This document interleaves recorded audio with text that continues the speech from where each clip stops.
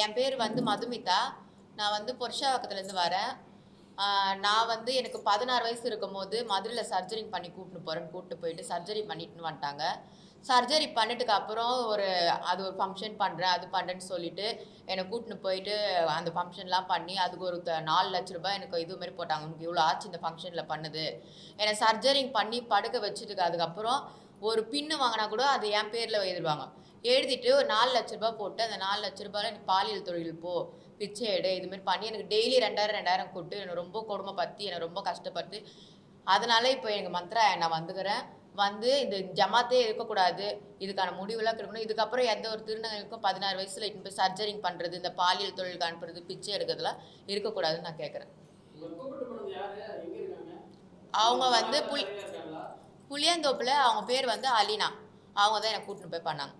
அவங்களுடைய நாயக் யார்? அவங்க புளியந்தோப்புல அலினான்றவங்க நாயக்கு பேர் வந்து பானுஸ்ரீ நாயக். இவங்கெல்லாம் வந்து இவங்க கும்பலில் இருந்தாங்க. நான் அலினா கூட இருந்தேன். அலினா தான் என்னை கூட்டின்னு போயிட்டு சர்ஜரி பண்ணி பிச்சை எடுக்க சொல்லி காசு கேட்டு நான் கொடுமைப்படுத்தினேன். மதுரையில் சரவணன் ஹாஸ்பிட்டல். ஆமாம்.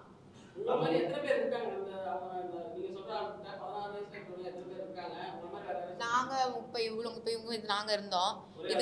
ஆமாம். இதுக்கப்புறம் வந்து யார் யார் இருக்கிறாங்கன்னு தெரியல. நான் அதை விட்டு வந்துட்டு தனியாக இருக்கிறேன் எங்கள் வீட்டோட. நான் முழுசாக கட்டி முடித்தேன். 4 லட்சம் சொன்னாங்க. டெய்லி 2000 கொடுத்தேன். பாலியல் தொழில் போவேன், பிச்சை எடுக்க போவேன், எல்லாத்துக்கும் போவேன்.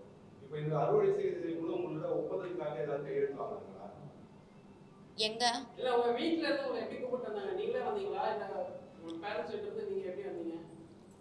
நான் வந்து இப்போ திருநங்கை மாற போகிறேன் அப்படின்னு சொல்லி சின்ன வயசுலேயே என்ன பண்ணாங்க, எங்கள் வீட்டில் வந்து பேசி என்னை கூப்பிட்டு போயிட்டாங்க. கூப்பிட்டு போயிட்டு ஒரு 2-3 நாள் எங்கள் வீட்டில் வந்து கூப்பிட்டு இருந்தாங்க, வந்துருப்பா வந்துருப்பா அப்படின்னு சொல்லி. அப்படி கூப்பிடும் போது எங்கள் அப்பா அம்மாவை எனக்கு அம்மா கிடையாது, அப்பா மட்டும்தான். அப்பா கிட்ட வந்து ஒரு மாதிரி மிரட்டுறது, இந்தமாரி நான் நீங்கள் என்கிட்ட இல்லைன்னா வேற எங்கன்னா போயிடுவான் உன் பையன், நாங்களே வச்சு பார்த்துக்குறோன்னு சொல்லிட்டு படிக்க வைக்கிறேன்னு சொல்லி 2 நாள் என்ன பண்ணாங்க, எனக்கு ஷார்ட்ஸு டிஷர்ட்லாம் போட்டு ஃபோட்டோ பிடிச்சி எங்கள் வீட்டுக்கு அமுச்சிட்டு இருந்தாங்க.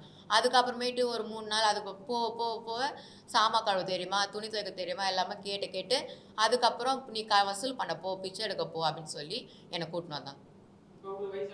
எனக்கு இப்போ 17.